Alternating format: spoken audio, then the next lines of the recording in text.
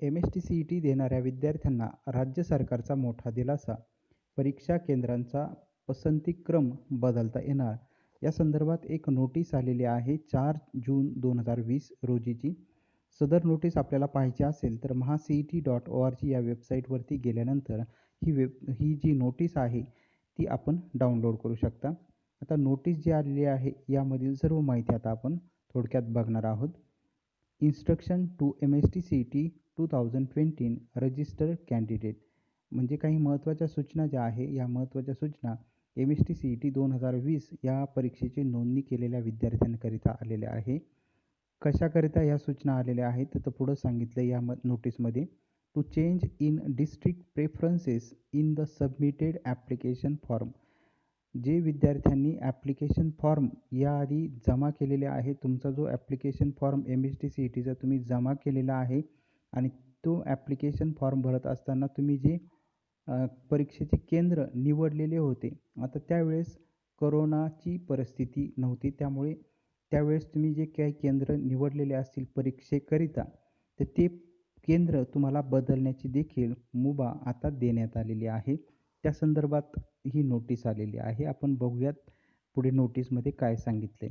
State CET cell Mumbai are receiving many request to allow MST-CET 2020 registered candidate to change their district preferences for CBT center for MST-CET 2020 in the situation arisen due to pandemic COVID-19. याचा अर्थ असा, COVID-19 हा जो pandemic आहे तर या COVID-19मुळे म्हणजे कोरोनामुळे भरपूर विद्यार्थ्यांनी जे स्टेट CET सेल आहे मुंबईचं महाराष्ट्रातील तर त्या CET सेलला भरपूर विद्यार्थ्यांनी रिक्वेस्ट केलेली होती, विनंती केलेली होती की विद्यार्थ्यांनी आता काय रिक्वेस्ट केलेली होती की आम्ही सर्व MST-CETचं रजिस्ट्रेशन केलेलं आहे आणि आम्ही जे नोंदणी केलेला जो फॉर्म आहे MST-CETचा त्यामधील जो परीक्षेचा जिल्हा निवडलेला आहे, प्रेफरन्स निवडलेला आहे पहिला, दुसरा, तिसरा, चौथा, तर तो बदलण्याची मुभा ही द्यावी अशी रिक्वेस्ट जी आहे ती CET सेलकडे विद्यार्थ्यांनी ईमेलद्वारे किंवा फोनद्वारे ही करण्यात आलेली होती. आणि त्यानंतर ही विद्यार्थ्यांनी परीक्षा केंद्र जिल्हा बदलण्याची जी विनंती केलेली होती, रिक्वेस्ट केलेली होती, त्याला मान देऊन पुढं आता काय सांगितले ते आपण बघूयात. Considering the request of parents and candidates, State CET Cell is allowing for a registered candidate who have finally submitted their application form for MST-CET 2020 to change their district preferences. म्हणजे विद्यार्थी आणि पालकांच्या आलेल्या सूचना CET सेलकडे की ज्या विद्यार्थ्यांनी MST-CET form भरलेला होता आणि त्यांनी जमा देखील केलेला होता, फायनल सबमिट केलेला होता, तर त्याकरिता विद्यार्थ्यांना त्यांनी निवडलेले जे परीक्षा केंद्रांचा जिल्हा आहे तो बदलण्याकरिता अलाउ करण्यात आलेला आहे, मुभा देण्यात आलेली आहे, त्यांना परवानगी देण्यात आलेली आहे. परंतु त्याकरिता काही महत्त्वाच्या सूचना देखील देण्यात आलेल्या आहे. Candidate to keep in mind following instruction while changing their district preferences for CBT centre of MST-CET 2020. म्हणजे विद्यार्थ्यांनी आता पुढे काही ज्या महत्त्वाची नियमावली सांगितलेली आहे, काही महत्त्वाची माहिती सांगितलेली आहे, जी कॉम्प्युटर बेस्ड टेस्ट होणार आहे विद्यार्थ्यांची, म्हणजेच MST-CET एक्झाम होणार आहे 2020मध्ये. तर ज्या विद्यार्थ्यांना परीक्षा केंद्राचा जिल्हा बदलायचा आहे, म्हणजेच एक्झाम सेंटर चेंज करायचा आहे, प्रेफरन्स जो आहे तो बदलायचा आहे, तर त्याकरिता पुढे सूचना दिलेल्या आहेत. 4 महत्त्वाच्या सूचना ज्या दिलेल्या आहेत त्या आपण क्रमशः बघणार आहोत. त्यातली पहिली महत्त्वाची सूचना, the link will be open for changing the district preferences from 5 June 2020 to 10 June 2020. म्हणजे ज्या विद्यार्थ्यांना आपला जो परीक्षेकरिता जिल्ह्याचा जो प्राधान्यक्रम दिलेला आहे तो बदलण्याकरिता जी लिंक आहे, वेबसाईट सर्वांना माहिती आहे mahaCET.org, किंवा आपण ज्या ठिकाणी फॉर्म भरलेला होता त्यांची देखील मदत घेऊ शकता, ज्यांना कॉम्प्युटर इंटरनेटविषयी माहिती आहे अशा व्यक्तींची सुद्धा आपण मदत घ्या. आणि आपल्याला स्वतःला जर माहिती असेल तर त्या वेबसाईटवरती जा आणि वेबसाईटवरती गेल्यानंतर जर बदल करायचा असेल, आता यामध्ये 2 गोष्टी अत्यंत महत्त्वाच्या. ज्या विद्यार्थ्यांना वाटतंय आपण जो फॉर्म भरलेला आहे एम-एस-टी-सी-ई-टीचा ज्यामध्ये आपण जिल्हे दिलेले आहे परीक्षा केंद्राचे, त्याच्यामध्ये आपल्याला बदल करायचा नाही, तर तुम्ही बदल नाही केला तरी चालेल. ही सूचना फक्त कोणत्या विद्यार्थ्यांकरिता आहे, तर ज्या विद्यार्थ्यांना परीक्षा केंद्राचा जिल्हा बदलावायचा आहे, त्या विद्यार्थ्यांकरिता हे महत्त्वाचं आहे. परंतु ज्यांना वाटतंय का आपण दिलेला प्रेफरन्स जो आहे, प्राधान्यक्रम परीक्षा केंद्राचा, तो योग्य आहे. आपल्याला बदल करण्याची आवश्यकता नाही. तर अशा विद्यार्थ्यांनी लॉग इन करून पुन्हा केंद्र बदलण्याची आवश्यकता त्या ठिकाणी नाही आहे. त्याही सूचना आपण पुढे बघणार आहोत. तर जी लिंक आहे ती लिंक 5 जूनपासून 10 जूनपर्यंत अवेलेबल असणार आहे. तर लवकरात लवकर 10 जूनची सुद्धा वाट पाहू नका. 10 जूनच्या आतच आपण 1-2 दिवस आधीच, कारण शेवटच्या दिवशी फार रश असते, टेक्निकल प्रॉब्लेम उद्भवतात. त्याच्यामुळे 10 तारखेची वाट पाहू नका. 10 तारखेच्या आतच, 10 जूनच्या आतच, 5 जून ते 10 जूनच्या मध्ये आपण हा लिंक वेबसाईटवरती अवेलेबल करून दिलेली आहे. आपल्याला जर गरज असेल डिस्ट्रिक्ट चेंज करण्याची, परीक्षा सेंटरची एक्झाम सेंटरचा डिस्ट्रिक्ट चेंज करण्याची, तरच ती चेंज करून घ्या.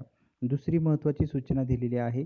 Once the candidate change his her district preference, his original field preference will be nulled and void. म्हणजे ज्या विद्यार्थ्यांनी लॉग इन करून त्यांचा परीक्षा केंद्राचा जिल्हा बदलल्यानंतर आधीचं जे काही निवडलेले जिल्हे असतील परीक्षा केंद्राचे, ते नल होणार आहे. नवीन प्रेफरन्स जे तुम्ही निवडलेले जाणार आहे परीक्षेकरिता जो जिल्हा असणार आहे, तो तुमचा कन्सिडर केला जाणार आहे. आधीचा नल होणार आहे, व्हॉइड होणार आहे, म्हणजे 0 होणार आहे. आधीचं काही त्या ठिकाणी व्हॅलिड ते जिल्हे जे निवडलेले असतील आधीचे तुम्ही, ते तिथं नल होतील, 0 होतील. म्हणजे नवीन जे तुम्ही अपडेट करणार आहे तेच विचारात घेतले जातील. जुने जिल्हे विचारात घेतले जाणार नाही परीक्षा केंद्राचे. आणि त्यानंतर तिसरी जी महत्त्वाची सूचना आहे, those candidate are not changing their district preferences, their original field preferences will be considered for CBT centre allocation. तिसरी महत्त्वाची सूचना, अत्यंत महत्त्वाची सूचना आहे, की जी मगाशीच आपण चर्चा केलेली आहे त्याच्यावरती. ज्या विद्यार्थ्यांनी प्रेफरन्स फॉर्म बदलले नाही किंवा बदलणार नाही, हे जे आता जिल्हा जो परीक्षा केंद्राचा जो जिल्हा बदलण्याची सुविधा आता उपलब्ध करून दिलेली आहे. परंतु काही विद्यार्थी की ज्यांना गरज नाही आहे बदलण्याची, ते बदलणार नाही. तर त्यांचे जे आधी ॲप्लिकेशन फॉर्म जे भरला होता तुम्ही, त्या ॲप्लिकेशन फॉर्म भरताना जे तुम्ही जिल्हे दिलेले आहे परीक्षा केंद्राचे, तेच केंद्र तुमचे कन्सिडर केले जाणार आहेत. तेच तुम्हाला अलॉट केले जातील. मग 4 तुम्ही केंद्र दिलेले, तर पहिला जो प्रेफरन्स असणार आहे, उदाहरणार्थ आपण घेऊयात, एखाद्या विद्यार्थ्यांनी पहिला जो प्रेफरन्स दिलेला आहे त्याच जिल्ह्यामध्ये जागा असतील अवेलेबल, तर त्या ठिकाणी त्या जिल्ह्यामध्ये त्या विद्यार्थ्याला त्याचं जे परीक्षा केंद्र आहे ते अलॉट होईल. दुसरा प्रेफरन्स केव्हा, जर जे सेंटर आहे, पहिला प्रेफरन्स ज्या विद्यार्थ्यांनी दिला आहे, तिथं जर गर्दी झाली, तिथे जर गर्दी झाल्यानंतर तिथं जर सीट अलोकेशनला जागा राहिली नाही, तर मग दुसऱ्या प्रेफरन्सचा विचार केला जातो. दुसऱ्या प्रेफरन्सचा जिल्हा त्या ठिकाणी पुन्हा गर्दी झाली, पुन्हा तिथं सीट अलॉट होऊ शकत नाही, असं जर वाटत असेल, तर मग त्या विद्यार्थ्याला तिसरा प्रेफरन्स कन्सिडर केला जातो. आणि तिथंही गर्दी असेल जास्त, तर मग चौथा प्रेफरन्स. म्हणजे हे प्रेफरन्स म्हणजे प्राधान्यक्रम आहे. पहिला, दुसरा, तिसरा, चौथा वगैरे वगैरे असं. तर ज्या विद्यार्थ्यांनी आता ज्यांना वाटतं आपल्याला काही बदल करायची गरज नाही, तर त्यांनी बदल केला नाही, तर तुमचे जे आहे तेच प्रेफरन्सेस जे आहे प्राधान्यक्रम, ते तुमचे आहे तसेच राहतील. त्याच्यात काही बदल होणार नाही. त्याच्यामुळे ज्यांना फक्त बदल करायचा आहे त्यांनीच बदल करा. ज्यांना बदल करण्याची आवश्यकता नाही आहे, परीक्षा केंद्र बदल करण्याची आवश्यकता नसेल, त्यांनी बदल करायची आवश्यकता नाही. चौथी महत्त्वाची सूचना या ठिकाणी देण्यात आलेली आहे. No request for change in district preferences will be entertained after 10 June 2020. म्हणजे 10 जून नंतर, 10 जून रात्री 11:59 नंतर कोणत्याही विद्यार्थ्यांनी पुन्हा जर रिक्वेस्ट केली, विनंती केली, की आम्हाला जिल्हा बदलून द्या आमच्या परीक्षा केंद्राचा, तर ती कोणत्याही परिस्थितीत ॲक्सेप्ट केली जाणार नाही. कारण आता सर्व ज्या गोष्टी असतात त्या ट्रान्सपरंट असतात. आणि पूर्णपणे वेबसाईटमार्फत हे काम चालत असतं. त्याच्यामुळे त्यामध्ये कोणीही हस्तक्षेप करू शकत नाही. सर्व डिजिटल झालेलं आहे हे प्रत्येकाला माहिती. त्याच्यामुळे 10 जूनपर्यंत तुम्हाला जर गरज वाटत असेल परीक्षा केंद्राचा जिल्हा बदलायचा तरच बदल करा. तुम्हाला वाटत नाही आपण दिलेले प्रेफरन्स बरोबर आहे जिल्ह्याचे पहिला, दुसरा, तिसरा, चौथा आपल्याला जिल्हा बदल करायची अजिबात आवश्यकता नाही परीक्षा केंद्राची, तर तुम्ही करू नका. तुमच्या आधीचे जे ॲप्लिकेशनमध्ये जे तुम्ही दिलेले आहे तेच तुमचे कन्सिडर राहतील. आणि सर्वात महत्त्वाचं ही लिंक जी आहे ती 5 ते 10 जून दरम्यान ओपन राहणार आहे. त्या दरम्यान तुम्ही तो बदल करू शकता जर गरज असेल तर.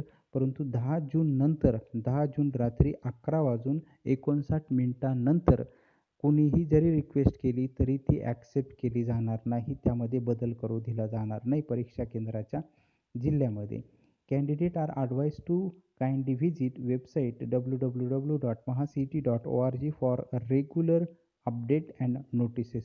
याआधी पण आपण भरपूर वेळेस सांगितलेलं आहे. प्रत्येक व्हिडिओमध्ये आपण माहिती देताना ही वेबसाईट नेहमी सांगतच असतो की जी www.mahacet.org स्पेलिंग मी सांगतो www.mahacet.org या वेबसाईटवरती तुम्हाला रेग्युलर दररोज ती वेबसाईट पाहायची. मोबाईलमध्ये देखील आपण पाहू शकता. जर तुमच्याकडं अँड्रॉईड मोबाईल किंवा मल्टीमीडिया मोबाईल असेल आणि इंटरनेट फॅसिलिटी अवेलेबल असेल तर त्यावरच्या अपडेट तुम्ही रेग्युलर पाहत चला. नोटीस व्यवस्थित पाहत चला. कोणावरही विश्वास ठेवू नका आणि एजंट्स वगैरे कोणालाही बळी पडू नका.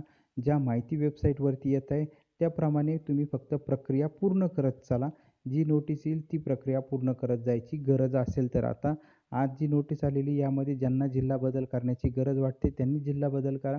ज्यांना परीक्षा केंद्राचा जिल्हा बदल करण्याची आवश्यकता नाही त्यांनी नाही बदल केला तरी देखील चालेल. त्याच्यात तुमच्या आधीचे फॉर्ममध्ये जे परीक्षा केंद्राचे जिल्हे आहेत तेच तुमचे कन्सिडर केले जातील, ग्राह्य धरले जाणार आहे. तर या पद्धतीने एक स्टेप जी आहे ती पूर्ण ॲडमिशन प्रक्रिया ही फार क्लिष्ट असते, फार मोठी असते. एका दिवसामध्ये असं नाही 10वी पास झालं 8वी 9वी पास झालेला आहे आणि मग दुसऱ्या वर्गात जायचं आहे. एका दिवसामध्येच कॉलेजमध्ये जाऊन किंवा शाळेमध्ये जाऊन फी भरली आणि ॲडमिशन झालं. अशी ॲडमिशन प्रक्रिया ही इंजिनिअरिंग, मेडिकल, फार्मसी, ॲग्रिकल्चरची नसते. ही मेंटॅलिटी तुम्ही आत्ताच करून घ्या. कारण या प्रवेश प्रक्रियेकरिता खूप दिवस जातात. त्यामध्ये राऊंड्स असतात. पहिला राऊंड, दुसरा राऊंड किंवा कॅप राऊंड चालू होतात, मॉक राऊंड चालू होतात. त्याची सर्व माहिती जी आहे ती आपण या आपल्या 7 इन्फो यूट्यूब चॅनलच्या माध्यमातून जसं आपल्याला वेळ मिळेल तसा विद्यार्थ्याच्याकरिता, गोरगरीब विद्यार्थ्यांकरिता ही माहिती विनामूल्य आपण देत असतो. फक्त विद्यार्थ्यांचं नुकसान होऊ नये. पालकांचे जे गोरगरीब पालक आहे ज्यांना काही माहिती नसतं, जे ज्यांना इंग्लिशही व्यवस्थित वाचता येत नाही अशा पालकांकरिता फक्त आपण ही मराठीत थोडक्यात माहिती देण्याचा प्रयत्न करत असतो. आणि जे अतिहुशार व्यक्ती असतात त्यांच्याकरिता त्यांना सर्व माहिती असते, त्यांना वेबसाईट माहिती असतं, त्यांना अत्यंत अपडेटेड माहिती असते. त्यांच्याकरिता आपण ही माहिती देत नाही. हे वारंवार आपण नेहमी सांगतच असतो. फक्त जे गोरगरीब विद्यार्थी आहेत त्यांच्यापर्यंत ही माहिती पोहोचली पाहिजे. आणि तुम्हालाही जर कुठेतरी वाटत असेल का आपण ही माहिती जे खरंच गरजवंत विद्यार्थी आहे, गरजवंत पालक आहे की ज्यांच्यापर्यंत ही माहिती गेल्यानंतर त्यांना निश्चित फायदा होईल, अशांपर्यंत निश्चित ही माहिती तुम्ही पोच करण्याचा प्रयत्न करा. यातून निश्चित एक समाजकार्य करण्याचा आपण एक छोटासा फक्त प्रयत्न करतो. यामध्ये आपल्याला काही अपेक्षा नाही आहे कोणत्याही पद्धतीच्या. फक्त जी प्रवेश प्रक्रिया असते त्यामध्ये खूप त्रास होत असतो आणि हा त्रास प्रत्येक व्यक्ती त्यामधून जेव्हा जात असतो तो भोगतो हे सर्व. आणि त्यावेळेस त्याला कुठेतरी वाटतं का आपल्याला जो त्रास झालेला आहे तो इतरांना कुणाला होऊ नये. आणि त्यामुळे हे आपण कार्य जे आहे ते फक्त जसा वेळ मिळेल तसा आपण करत असतो. तुम्हालाही यामध्ये जर भाग घेऊशी वाटत असेल तर तुम्ही फक्त एकच काम करू शकता. आलेली जी माहिती आहे ती जे खरंच गरजवंत विद्यार्थी असतील, तुमचे काही विद्यार्थ्यांचे ग्रुप्स असतील, WhatsApp ग्रुप असतील, टेलिग्राम ग्रुप असतील किंवा पालकांचे काही जे ग्रुप्स असतील पॅरेंट्सचे त्यांच्यामध्ये ही माहिती तुम्ही 7 इन्फो यूट्यूब चॅनलची शेअर जर केला तर निश्चित तुम्हाला ज्या ठिकाणी कोणत्या व्यक्तींना गरज आहे त्यांच्यापर्यंत तुमचे नातेवाईक असतील, भाऊ बहीण असतील त्यांच्यापर्यंत ही माहिती निश्चित पोच होऊ शकते आणि त्यांनाही फायदा होऊ शकतो. आपण मराठीमध्ये भरपूर विद्यार्थ्यांनी रिक्वेस्ट जी केलेली होती हिंदीमध्ये माहिती देत चला, इंग्लिशमध्ये माहिती देत चला. परंतु आपण फक्त महाराष्ट्रातील जी मातृभाषा, महाराष्ट्रामध्ये मराठी भाषा जास्त विद्यार्थ्यांकरिता हे आपण सहज रित्या या विद्यार्थ्यांना समजावं आणि जे गोरगरीब हुशार विद्यार्थी असतात त्यांना देखील या प्रक्रियेची पूर्ण माहिती होऊन त्यांना अत्यंत चांगलं कॉलेज मिळावं याकरिता आपण हा प्रयत्न करत आहोत. नाहीतर आपल्याला ही हिंदी किंवा इंग्लिश भाषा वापरून ही माहिती देता आली असती, परंतु फक्त मराठी भाषिकांना ही कुठेतरी माहिती झाली पाहिजे आणि त्या हेतूने फक्त आपण ही माहिती देत आहोत. जसा वेळ मिळेल तशी माहिती देत असतो आणि हिंदी माहिती किंवा इंग्लिश माहिती त्याकरिता भरपूर ठिकाणी तुम्हाला पाहायला मिळत असेल. परंतु फक्त ज्या व्यक्तींना हिंदी किंवा इंग्लिश समजत नाही त्या व्यक्तींकरिता आपण ही मराठी अत्यंत साध्या पद्धतीने सांगण्याचा प्रयत्न करत असतो. तर आपणही या कार्यामध्ये सहभागी व्हायचं असेल तर निश्चित सहभागी होऊ शकता. माहिती गोरगरीब व्यक्तींपर्यंत पोहोच करा. गरजवंत व्यक्तींपर्यंत पोहोच करण्याचा प्रयत्न आपण करू शकता.